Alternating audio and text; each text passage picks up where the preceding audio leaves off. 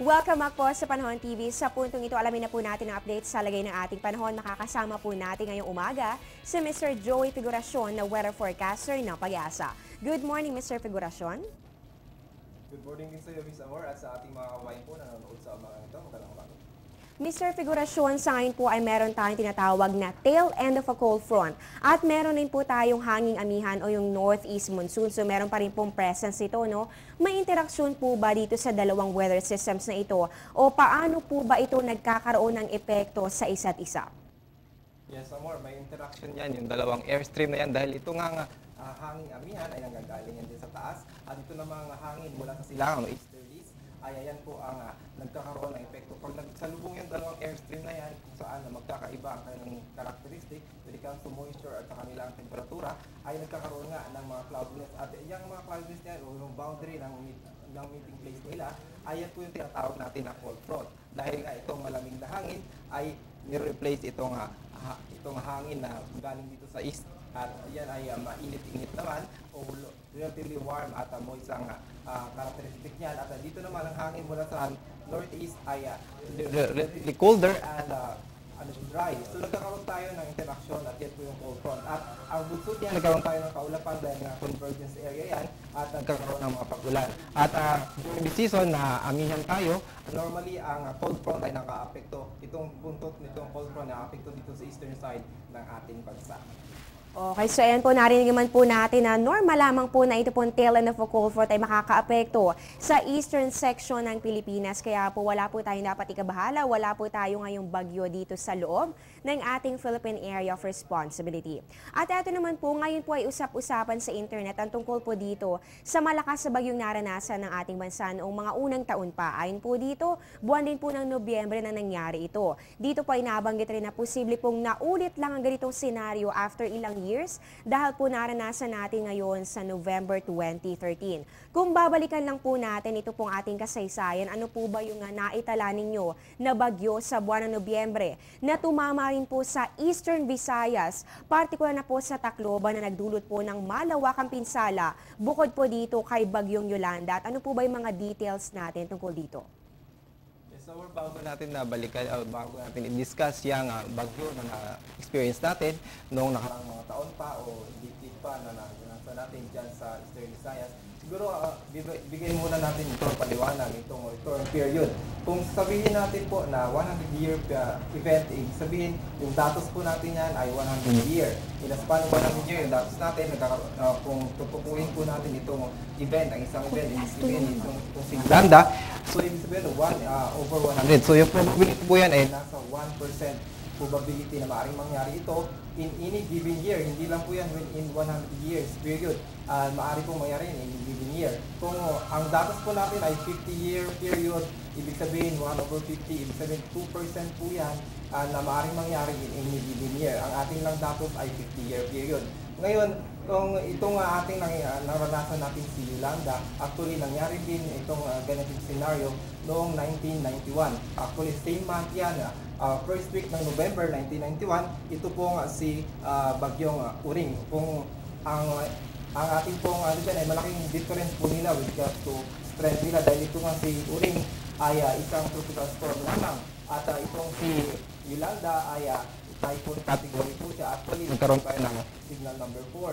At si Uring po ay naghumina yan at naging tidiya ng naglandfall dyan sa may Samar. At isya rin ang una natin na pinaka-deadliest tropical cyclone na nakapekto sa ating bansa na nagtala po ng casualties na 5,101. Mr. Figuracion, ngayon naman po alamin po natin, meron po ba kayong namamataan ngayon na low pressure area o bagyo na namamataan po sa susunod na mga araw sa labas po ng ating Philippine Area of Responsibility? At ano po ba itong mga kaulapan na nakikita natin sa may southern portion ng Mindanao? Ito po ba ay nagbabadyang low pressure area? Yes, Amor, magandang balita naman sa ating mga kabayan dahil wala naman tayong anumang sama ng panahon o inclement weather system na maaaring makapekto sa ating bansa. For the next 3 days, yung mga kaulapan po na naranasan natin dyan o nakikita natin sa satellite imagery natin ay bunsod po yan itong convergence nitong easterlies at hangin relatively na galing sa northeast. At nagkakaroon tayo ng mga kaulapan dyan at yan naman ay mga isolated lamang na pag-ulan dyan sa may gawin niya Mindanao. At ito naman po ang cold front ay maaaring maapekto pa rin patuloy dito sa eastern section ng ating bansa during this itong week na ito. Okay, magandang balita yan para sa ating lahat. Ulitin ko lamang po, wala naman pong namamataan pa na anumang sama ng panahon na weather disturbance.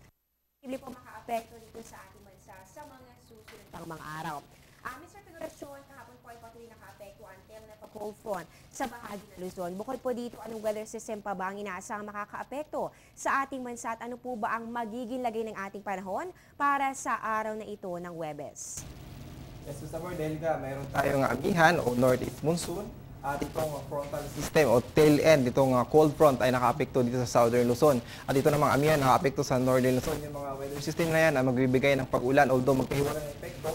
Itong bahagi nitong Cagayan Valley at itong Central Luzon at kasama Metro Manila, Calabarzon, kasama po dyan itong Gitnang Luzon. So asahan may mga pag-ulan dahil sa magkaibang epekto o magkahiwalay na epekto nitong amihan at frontal system o itong buntot nitong cold front.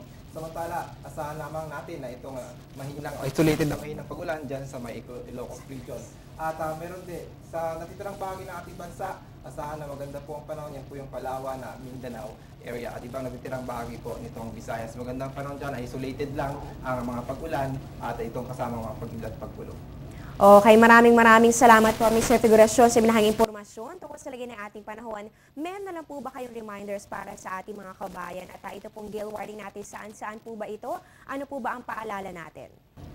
Yes, Amor, mayroon pa yun tayong gale warning na kataas sa seaboard itong Cagayan Valley, Ilocos region, kasama po dyan itong Central Luzon. Yan po yung northern at Central Luzon. Seaboard po yan ng Central at Northern Luzon. Samantala dyan sa eastern seaboard ng Bicol region at sa eastern seaboard nitong Visayas. So, ibig sabihin ko, magiging maalon at hanggang saan pakaalon yung mga karagatan na yan, kaya naman mapanganib sa ating mga kababayan, lalo-lalo na itong gumagamit ng maliliit na sasakyang pandagat. At patuloy po natin ay minumungkahi sa ating mga kababayan, magpatuloy po na antabay sa ating mga weather update.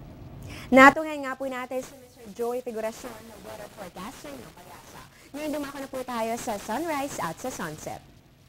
Sisikat po ang ating araw, yan po ay alas 6 ng umaga mamaya. Ang sunset naman po natin ay 5:23 p.m. Ang moonrise po natin 7:37 a.m. Sunset po ay 8:43 a.m. At ang ating illumination po ay 95%. At para po sa ating phase of the moon, magkakaroon po tayo ng last quarter moon sa darating na November 26 sa ganap na 3:29 a.m. Sa ating tidal predictions, ito po ay courtesy of NAMRIA. High tide natin po ay 11:04 p.m. Yan po ay 1.05 meters. At ang low tide naman ay 7:22 a.m. Yan po ay negative 0.18 meters. Magbabalik pa po ang Panahon TV kaya tutok lamang dito sa Telebisyon ng Bayan.